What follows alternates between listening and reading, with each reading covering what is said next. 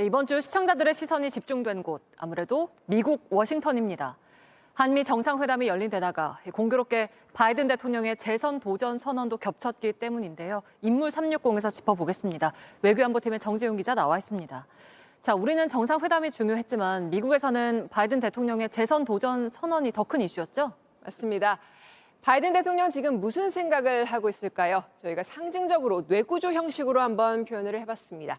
D-557, IRA, 트럼프 이러한 키워드가 큰 부분을 차지하고 있을 거란 분석입니다. 네, 북한 문제는 아예 생각을 안 합니까? 저기 보시면 아주 작게 점으로 표현을 해봤습니다. 네, 아무튼 제일 큰 게 이제 D-557인데 저건 어떤 날짜인 거죠? 네, 내년 미국 대선까지 남은 날짜입니다. 바이든 대통령이 지난 25일 재선 도전을 공식으로 밝혔는데요. 4년 전에 출마를 선언했던 날이기도 합니다. 당시 트럼프 대통령에 맞서서 국가의 영혼을 치유할 걸 약속했는데 이번에도 이렇게 말했습니다. 한번 들어보시죠.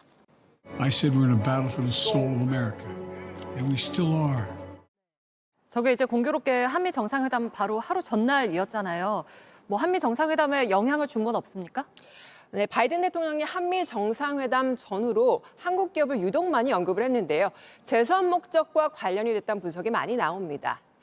본인이 취임한 후 한국 기업들이 미국에 1,000억 달러 이상 투자를 했다라든지 한국 기업 CEO에게 왜 미국에 반도체 공장을 지으려고 하느냐 물었다든지 이런 발언들입니다. 또 지난달 백악관은 이례적으로 기업 투자 현황 보도 자료를 배포했는데요. 여기에도 한국 기업 사례를 강조했습니다. 그러니까 한국 기업들을 앞세워서 바이든 대통령의 치적을 홍보 중인 셈입니다. 네, 그러니까 자연스럽게 앞에서 본 IRA하고 연관이 되는 거죠? 맞습니다. 이 인플레이션 감축법, 즉 IRA, 그리고 반도체법 등은 미국 경제를 살리려는 바이든의 이 대표 상품들이죠.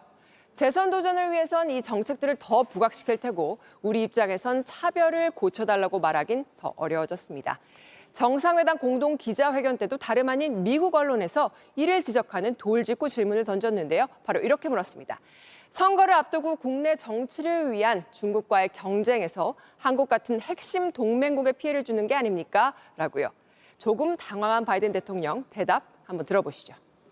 Creating jobs in South Korea, not just with SK, but anyway, with Samsung and other industries. So I think it's a win-win.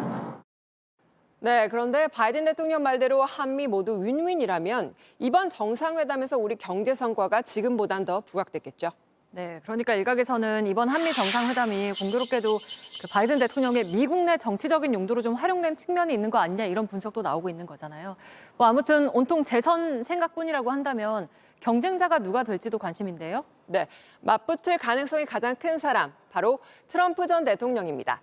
성사되면 미국 역사상 2번뿐인 전현직 리턴 매치인데요. 사실 우리나라 입장에선 누가 되든 달갑진 않다는 전망이 많습니다. 대외 정책적인 면에서 둘 다 비슷하기 때문입니다.